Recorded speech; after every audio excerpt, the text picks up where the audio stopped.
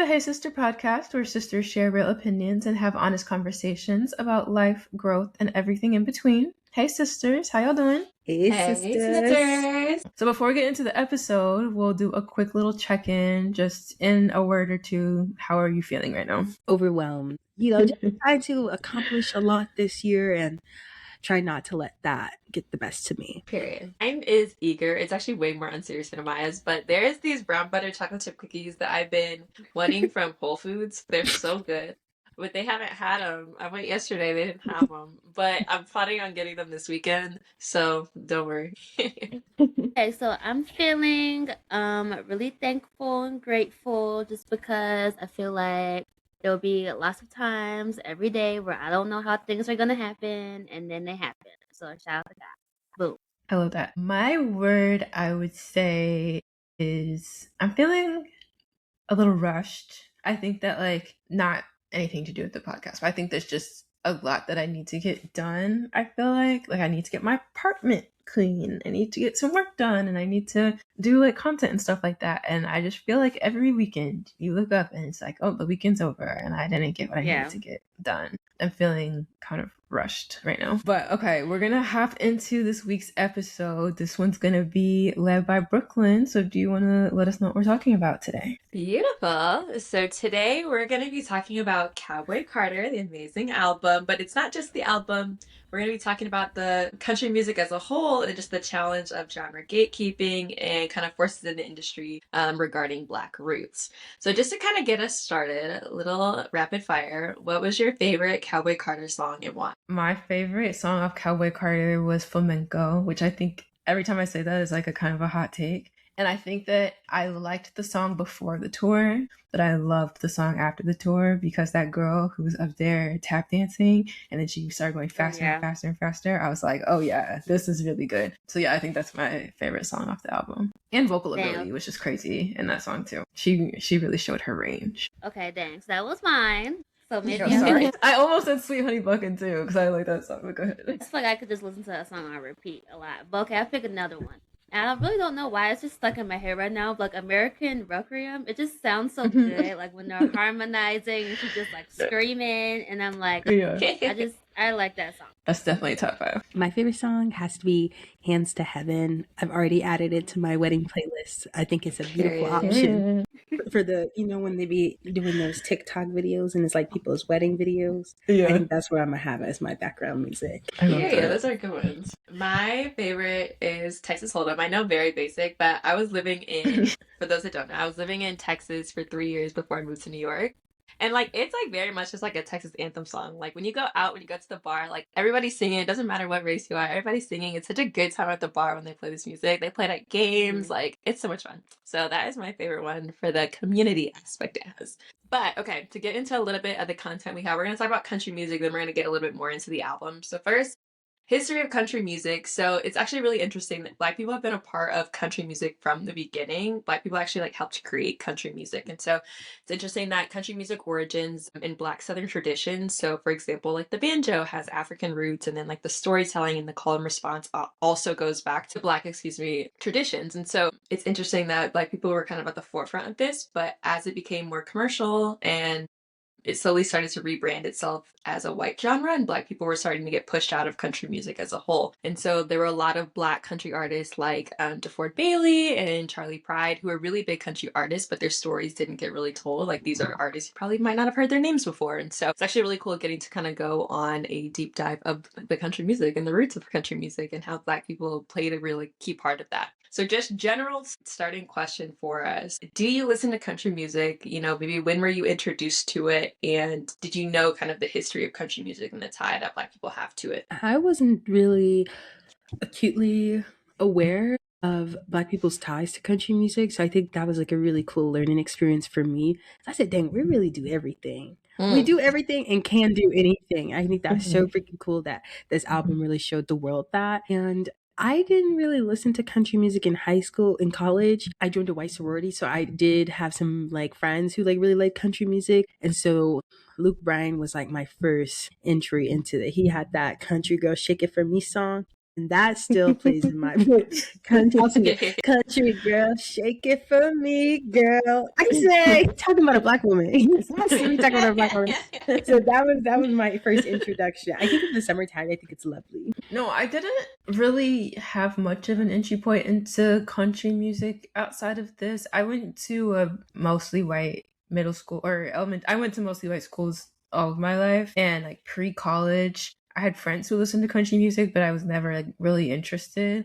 I think there were a couple like country bops that hit the pop mainstream, like Before He Cheats, Carrie Underwood. I guess that's country, but like it was on the radio, so like I was listening to that kind of stuff. Yeah. But like deep country, real country music, I wasn't really exposed to, and honestly, I'm still kind of not. Yes, same. I didn't really listen to country music. I actually would say it's like one of my least favorite genres, but rock is really my least favorite genre, so country can be above that. But I think kind of like what was Bria saying, like I wasn't really introduced to it. Like I remember like the Before He Cheats song and like basically all like the little pop country hits that were on the radio, because I don't really think those are like country, but the country songs, I'm like, oh, I can't really get down with these. I will say recently, like like the Where Your Fans At and like those kind of type of songs that have like surfaced in the past years, I've really been like liking, and I'm gonna look up the guy's name so I know by the end of the episode. But I like the little 2-step songs. Like I can't, it's a word for it, but like the southern, like the black southern song where they're just like 2-step in and they're dancing. Like I like that type of country. So let me look up. Yeah. I agree with you. I also, one of my best friend in like middle school, in elementary school, she loved country music. I feel like that was like my first introduction, but like it was also like the Carrie Underwood, like Taylor Swift. Like it wasn't deep into country, I feel like. And then like high school and my college experience, I was only really around like black people, so I didn't necessarily like hear a lot of country music outside of that. But I agree, I love a little 2-step, Where the Fans At. I love that one. That one needs to go. It ran its course, honey. Oh no, They barely played it in New York. I didn't really get tired of it. I would say like in Texas they were playing that one. Like you learned Yeah, it. we You played liked it. So going into the more Cowboy Carter. So a little bit of history on Cowboy Carter, obviously by Beyonce. This album was dropped March 29th, 2024. It was Beyonce's Act 2 right after Renaissance. Had 27 tracks, debuted #1 on the Billboard 200. Beyonce became the first black woman to top the Hot Country Music Songs charts. She also became the first black woman to win Best Country Album Grammy. And there were a lot of important features like Miley Cyrus, Dolly Parton, Linda Martell, and Shabuzi also on there, and a lot of other people as well. It was a really interesting album because it combined blends of country music with also like soul and blues and pop, a lot of different types of music going on in the album. And people described it as a reclamation project. It was something that she didn't need to ask for permission, but kind of a black woman's ability to step back into the country genre was really cool and interesting to see. However, even though all these accolades, there was a very mixed public reaction. There were some people praising for just reclaiming black roots, but there were also a lot of criticisms for it not being real country music. I think Bria mentioned the word real country music as well earlier on, so we'll definitely get into that piece as well. Just overall general reactions about the Cowboy Carter album. Was it like, oh, she did that, she can step into whatever genre she wants to, or was it like, she needs to play to more her strengths, go back into the genre that she's more used to? What do you think? I can start as Beyonce's biggest fan. I think that, I guess one thing that like I at the time didn't know but kind of came out as time went on was that Cowboy Carter was actually supposed to be first in this whole like trilogy, but then we got out of COVID and she was like, no, people just want to dance, so that's why she did Renaissance first. Oh, absolutely. And I think that was like the best decision. But I also think that coming off of Renaissance, that nothing will ever top that project for me. Renaissance was like one of my favorite projects ever that she's ever put out. And I think it just like the tour, the experience, like the girlies were in bedazzled. Like they were in these venues silvered out. Like it was really just an experience. And I think that like coming from that to Cowboy Carter, it definitely took me like a couple listens to be like, oh no, I actually really like this album. I personally, the first time that I heard Texas Hold'em, I was like, oh yeah, it's about to be a hit. But I didn't feel that way when I like listened to the album the first time right off the bat, because it took a little bit longer and it was a little bit less dancey and it was more like lyrical. But I love the album now. It just definitely took a minute for it to grow on me. Yeah, it's a good perspective. I was gonna say same, but well, actually, when she first dropped, it was only 16 characters in Texas Hold'em. In Texas Hold'em, I was like, oh, this is cool, but 16 characters, like, I don't know what I was going through, but I was like, this is on repeat. It's the only song I'm listening to for so long. And I feel like that was like kind of before we realized it was like a whole, gonna be like a whole country album. But I guess like that was like kind of like the Easter egg to tell. But when the album first came out, like even like with Renaissance, like I really wasn't like too pressed. Like I kind of have to be, and I'm just like that with all albums. Like I have to be in a mood or a certain setting to like really listen to it. Like, I can't just like sit at my desk, we play it right now. Like for Renaissance, I didn't play it until like I went out the country, and I was like, oh, this is perfect. Like now I really feel I'm in the mood. I'm up to dance. So I couldn't just listen to it like at home. With Cowboy Carter, I tried listening to it, then like it didn't really hit. And I did not really love it until I literally was watching the tours every single night on the dot on TikTok. Shout out to all the girlies who did the TikTok live, because I could not make it to the concert, and I was so grateful because I saw all the outfit changes. All the production was amazing, and it really just made me appreciate the songs more. Plus, just like listening to like the live version is just like always better for me. So I think really the tour like really made me fall in love with it. And then also I just feel like when has Beyonce really ever had like a genre? Like even if you go back to Lemonade, she had country songs on there. Of course, she started off with like R&B, with Destiny's Child, but then like she went into pop, and then she even would have like she had like fast, slow songs. Like she really does whatever. And I feel like it's kind of like rude to like tell an artist to stay in their lane or like stay in one genre, because that's like telling someone that's not an artist like, well, stick to one career and like stick to one hobby or something. And it's like that's just not how life should be lived. And it's like if they want to try something, like let them try it. And white people do it every day. Like Taylor Swift, that's not country. Like I'm not trying to listen to it, but when I hear it, I'm like, what country? This is pop. Like, what are y'all talking about? She's not. So I just feel like just because maybe she is like a country gal, like maybe that's why she was able to like sneak into that genre.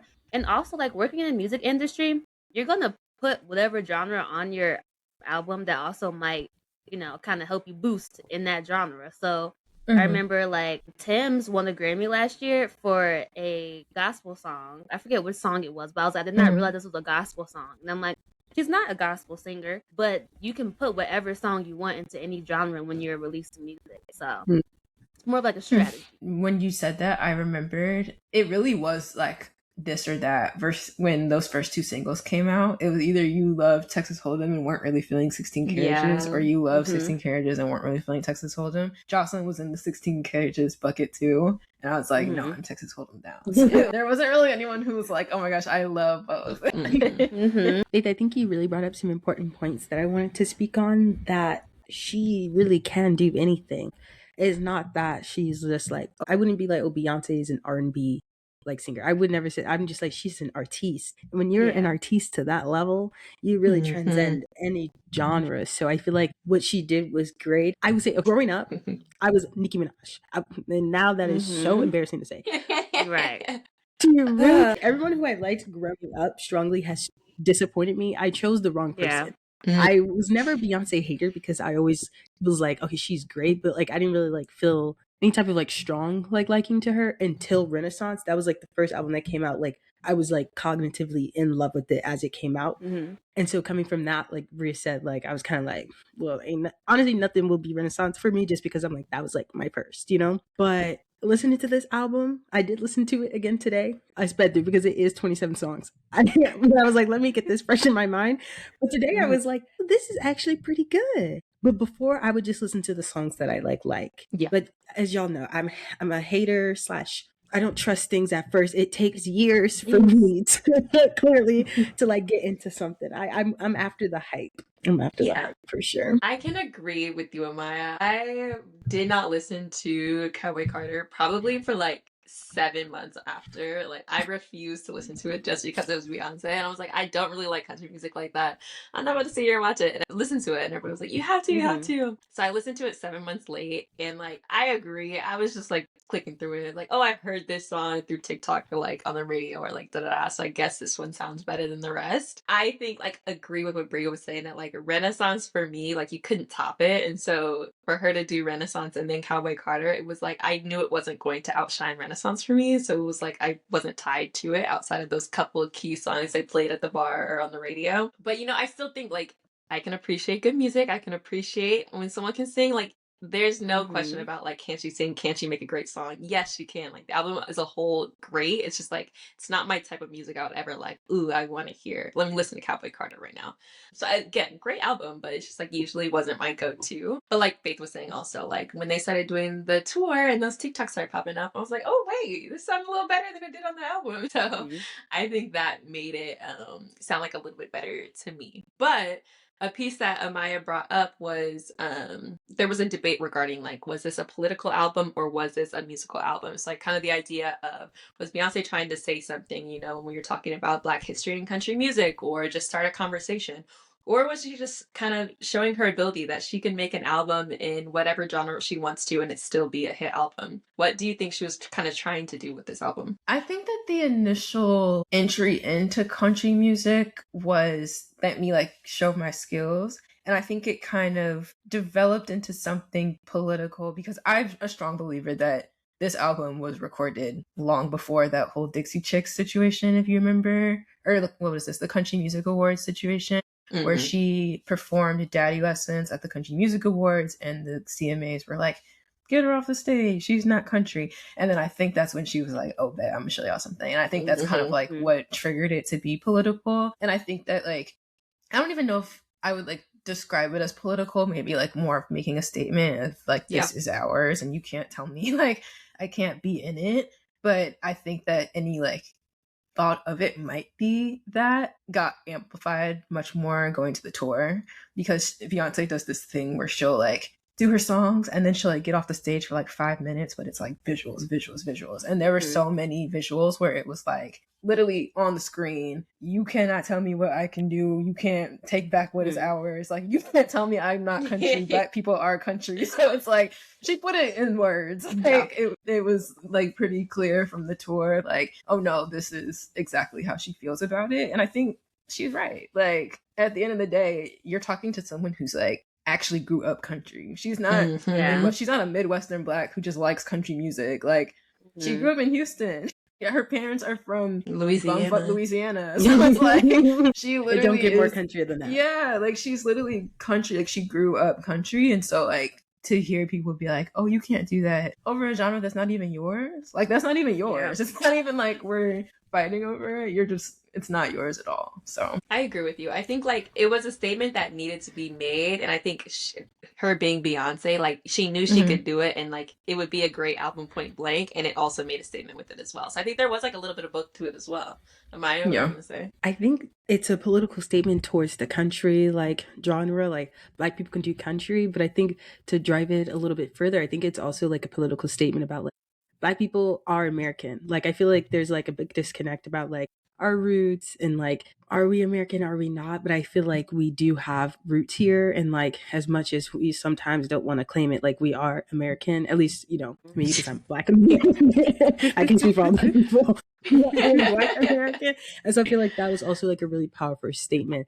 Especially I had a conversation with one of my friends and she was like, I didn't really like all the like the Americana like like American flags and like her outfits and stuff, but I'm like, I think it's so powerful to like really embody like what we are and just like be proud in that, even though if it might not be the most like prettiest history or like how we got here wasn't pretty, but like this is where we are, this is who she is, and she could do anything she wants, just like Black people can do anything they want and be anyone they want to be. I like that aspect of it a lot. Yeah, I think a cool part with her album is she brought in Linda Martell, who's like an OG kind of in the country space, and I thought that was a very big like pointer, like like we have history here, like I can do whatever I want, because this was like a very Black genre to start us off, and like we've got history in it that backs it up. So roots.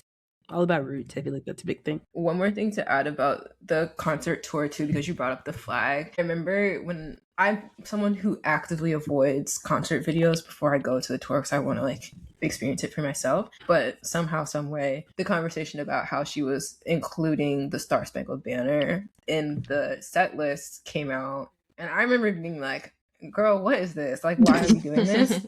What I didn't know at the time was that it was Jimi Hendrix's version of the Star Spangled Banner, which also has some like historical ties to it too, of him being like, I'm gonna take that and make that my own. And I thought that, so I think that was like, even like the intentionality behind like, yes, we are American, yes, we are Black, we can take this because like you built this on our backs and we can do whatever we want with it. So it's like, I thought that was a pretty cool tie-in. Has Cowboy Carter made you more open to exploring country music? Or did it kind of keep you exactly like kind of where you were? I know a lot of y'all talked about you weren't really raised on country music. So does it leave you more open to exploring new artists? Or is it more like if there's a country song that becomes a hit that I like, cool. But other than that, no. I've recently been accused of only liking mainstream music. And so if something crosses over into the mainstream world, like Bria, you said Lil Nas X, and I say he did have that country moment, and I really was into it a lot. So I'm like, that can vibe with me. Just I do just like mainstream music. So I haven't gone out of my way to like listen to more cowboy music. Cowboy. To more country music, but I like good music overall. Yeah. I think Faith, you said like I'm just a music fan, or someone said that I'm just a music fan. So if it's good, I'll listen to it. I'm not a, what do you call that? I'm not too good to not listen to something. Yeah, I feel like same. It hasn't really made me go and like listen to more country music, but it has made me like be a little bit more curious to want to support like the Black country artists, especially like they're not even newer. Like Shabuzi's been out for years. Like he was rapping before he did country. So like, but even like him having like a super big year when his song came out and blew up, and then like the countryside people like yelling at him and being mad at him when it's like, again, he grew up in the country. How you gonna tell someone whose country is hell that they're not country when half the world is literally not country? So like I think like Shabuzi, Tanner Adele, she's on the Beyonce album. Like she's amazing. She gets a lot of black, a lot of back. Maybe that should be the new word, blacklash, because y'all are giving backlash to Black people. It's a certain genre. Yeah. And then this new country artist out of, I don't know if he's from Atlanta. He might be from like somewhere else actually, but what's his name? EJ Jones. He has like a song called Gas Station, and he kind of blew up on social media from like singing live, and he has like a really great soulful kind of like churchy down south voice, but he just looks like, just like a regular guy. So I feel like him, there's like another country group like Boykins, they're down south somewhere too. So I think it's more so like going in and like supporting these artists, like even if you're like not really listening to them, like I might just give them a couple streams, but like look at their creative, look at their YouTube, and like just like their stuff on socials, because like all that does matter at the end of the day when people are like trying to get accolades and trying to get their streams up, because we have so many haters in the world. So I'm like, even if I don't like love the song, well, when I say I don't love the song, it's just not my cup of tea sometimes. Like I can still like I can still appreciate a good song, but I'm not gonna like play it on repeat. But I still want to like show my support to like those who really deserve it. I was gonna say the same thing. Have not gone out of my way to listen to country music, but I've become much more open to supporting Black people in country music. Faith actually put me on to Tanner Adele, so like it's not something I'm listening to every day, but it's one of those like, okay, let me at least support people who are trying to make moves in the genre too. This goes into kind of the next question that I had regarding people stepping into genres that aren't necessarily their strong suit. For example, Lil Nas X, we had Tori Kelly, for example, go from pop music to Christian music. Post Malone, I just found out, went into country music outside of pop and the hip hop kind of realm. Yeah. So I guess, how do we feel about people stepping into different genres? Do we feel like people should stick into the genres that they're in their strongest suit? Or do we feel like genres should be open to people kind of switching and flowing between wherever they want to be in that stage of their career? I don't see a problem with people playing in different genres unless they're starting with the Black genre and they're not Black. That's what I was gonna say. I think that's I think that's like the one thing where I'm like, because you see it all the time. You see with Post Malone, Miley Cyrus had her Black music era. Like these white artists will come to like try to do hip hop for a little bit, and then they'll be like, all right, I got the popularity, now let me go back to my white folk. And I think that's like that's where it starts to irritate me a little bit, because Post Malone especially, something about him really irritates me, and I hate that he was actually on that album, even though I do like the song, because I'm just like, I wish we wouldn't have even given him that platform, because clearly I don't know. Clearly, we weren't good enough for him that he was like, "Oh, let me go back to my white roots now." So I think that that's like my only issue with it. I think Well, didn't that. Post Malone like say something disrespectful though to the black community? Oh wait, I've seen a did he? lot of this controversy. I I don't know didn't Yeah. what see I don't this. remember what he said, but it was something like related to like the Let me reason see. why he was going to country music. Oh dang, yeah, I didn't see that. I just noticed that he one day had a cowboy hat on and tucked his shirt in, and I was like, "What's going on here?" Wait, yeah, I didn't see that. But while you're looking that up, I think that like my other thing is, as long as I don't think there's an issue going into other genres, but like when it comes to like growing a fan base, just be like really good at the genre that you do. I think like Beyonce, I don't think you can really put a genre on her per se, but she's just good at what she does, and so it makes it easier to support music no matter like what genre she's in, because you know it's going to be at least good work, whereas like it can come off as chaotic if like you're country one day and something else the next day, because you don't have a direction per se. Yeah, I think she did a really good job with no matter what she does. And to like, I feel like she's a perfectionist, and so she like really researches what she's gonna do no matter what like genre base it's in. And I think a lot of artists, quote unquote artists, don't take the time to like research and properly develop. So when you just get some random people coming on a hip hop beat because they know it's gonna like blow up, like to me, I'm like, that's high key disrespectful, and I don't like to see it. And I, like you said, Bria, I don't like when some artists come, like Tommy Richmond, I think it is. He had that big song last summer, and he came out. He had that hit. We was loving it, dancing to the club, and he said, "Oh, that's not hip hop." I said, "What are you like? What are you talking about?" Maybe I'm thinking of him and not Post Malone then. Oh, but okay. I think Post Malone just said he wasn't a rapper. Oh, sorry. And that's like that's silly. Like that's so silly. That's silly. But to your question, I think people and artists should explore themselves outside of their drama. I think it's fun. Like Drake did that EDM album. Like it wasn't his like best, but like it still had some hits on it. So like I feel like yes, give us something else than what you're doing.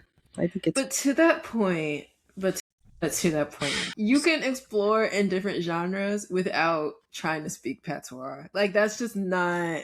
Yeah. Drake specifically. This is a direct shot at him. But like I just feel like there's a way to play around in different genres and like pay homage to those without genres taking a whole new with what you're not British. Like I don't understand. Yeah. Like I don't get it. Yeah. So like that's where you kind of lose me, because it's like, oh, you're just like taking on a whole new personality. Because you don't want to be a culture vulture. Yeah, which is exactly what Drake is. So I think the key part is paying homage to those that come before, those who put in a lot of work to make the genre what it is, and I think that's the important piece that has to be recognized. Cool. So now we're gonna go into some listener questions that we got. So first question that we saw Beyonce get the Best Country Album Award at the 2025 Grammys, and it sparked a lot of controversy regarding if she's a real country artist. Do you think that Cowboy Carter is for country fans or for Beyonce fans? I was gonna say I think Beyonce fans, because like of course like country isn't like a huge genre that she had touched on before, but she did have like songs like Daddy Lessons and like other songs that kind of showed like her country roots. Like again, she's country, like it's in her. It's not just something she woke up one day and like, oh, I'm gonna do country. Like she grew up in the culture. She grew up with family members who were doing all these country things, and then she's from Texas. Like what? So I think it's definitely like for her fans, but also I think it's really just like for her. Like, I feel like for artists, people forget like when they're making music, it's really like a way for them to express themselves and just for them to like lay everything out on the table. So yes, she's making music for us, but she's really making music that she likes and that it's fun for her to make, and it like makes her feel good. And it's just like music is like therapy for artists. I think people just like need to stop overthinking it. Like it's literally not that big of a deal. Like it's music. Listen to it or not. And it would be different if, like we were saying, if she's trying to be like a culture vulture and she's like trying to do all these country things that she's never experienced. But she's probably experienced all these country things the most. So like even her like starting off with R&B and all these other things, like I feel like not that it was something different, but it was like probably she always knew that she wanted to do a country album. So I don't think that it's really for country fans. But I think she definitely, after kind of getting all the backlash and like the country fan base being rude to her, she was like, "Oh, I'm gonna show y'all that actually I am more country than all of you guys." Yeah. I agree with that. Second question we have from our listener: what other Black artists would y'all like to see explore country or explore a genre outside of their main genre? What's that black girl from Fifth Harmony? Normani. Normani. Normani. I feel like she would do. It's just so hard for black girls to do pop. I feel like, but I feel like she would be great as a pop artist. And I feel like once after she left Fifth Harmony, like she had like a pop hit, the Motivation song that was like pop and R&B. I feel like, but then I feel like she Yeah. kind of went like R&B, and maybe it's just me because I don't. Now that I'm getting older, I guess I listen to more R&B. But like before, it was like I really would just listen to like hip hop and pop, depending on the day. But I feel like she would be really good as a pop artist. I feel like now probably is a good time for her to get back into that if she wants to get back into music, because I feel like now Yeah. there's like some more like mainstream girls in like that pop genre. I feel like she would do really well at that. I feel like they try to limit black girls into like whatever they make, and they'd be like, oh, that's R&B, no matter like what the song is.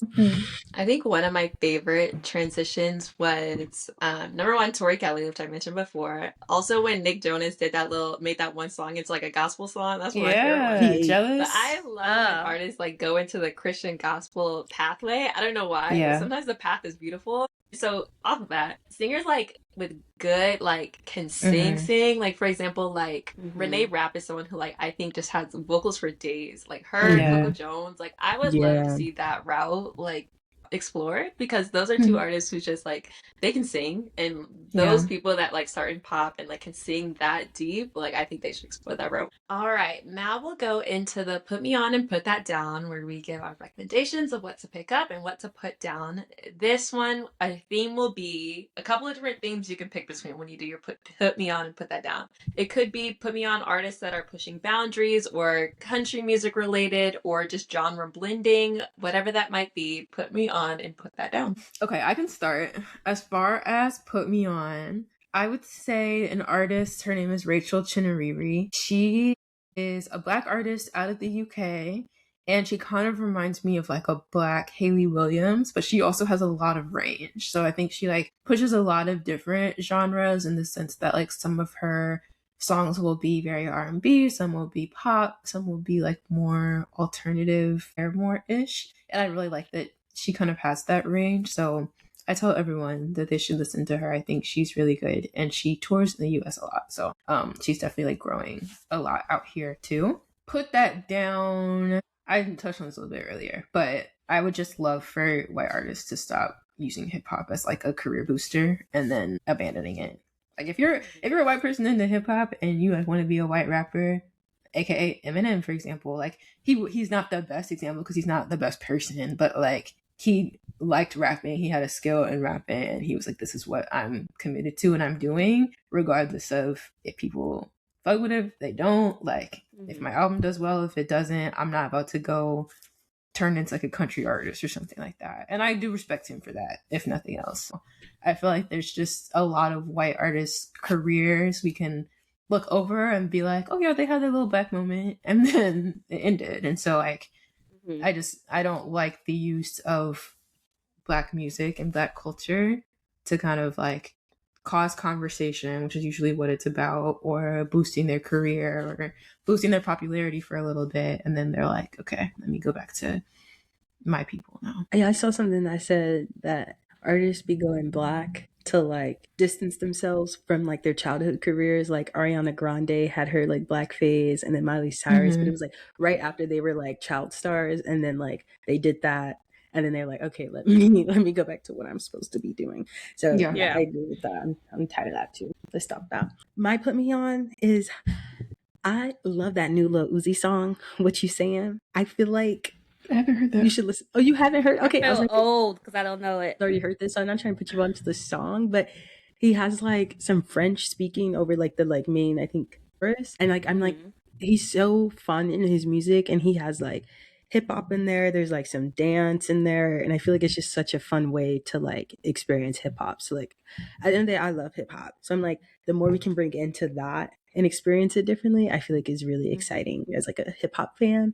Put that down. I know we're kind of talking about like artists, you know, exploring, but I also think some artists need to stay right where they are. So we gotta stop thinking that everybody can do everything, because y'all not Beyonce. Y'all don't be doing the work that she be doing. So if you, and I love me some of them, ratchet songs, for lack of a better term. And if you out there making good ratchet music, stick to that, because we need that. We need a little bop sometimes. And I just will love to see y'all continue to do that.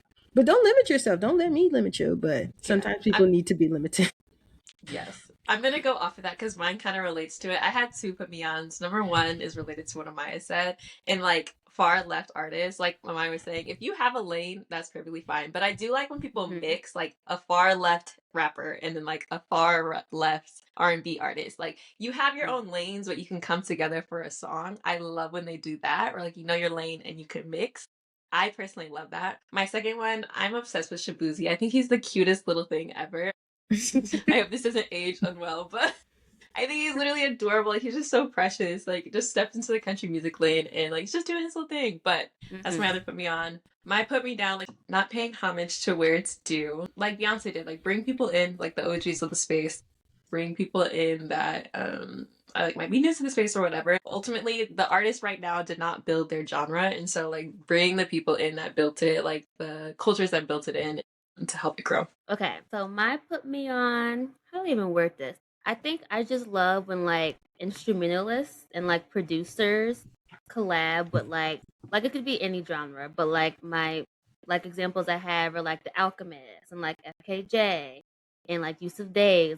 They'll collab with like a 2 Chainz or like a Freddie Gibbs or like Masego. And I think it just always sounds so good. Like I love when like instrumentation is just like introduced like into music. Like everything doesn't just need to be everything doesn't need to be computerized. Like we need to bring instruments back and like, people in the studio, like orchestras and like all of that.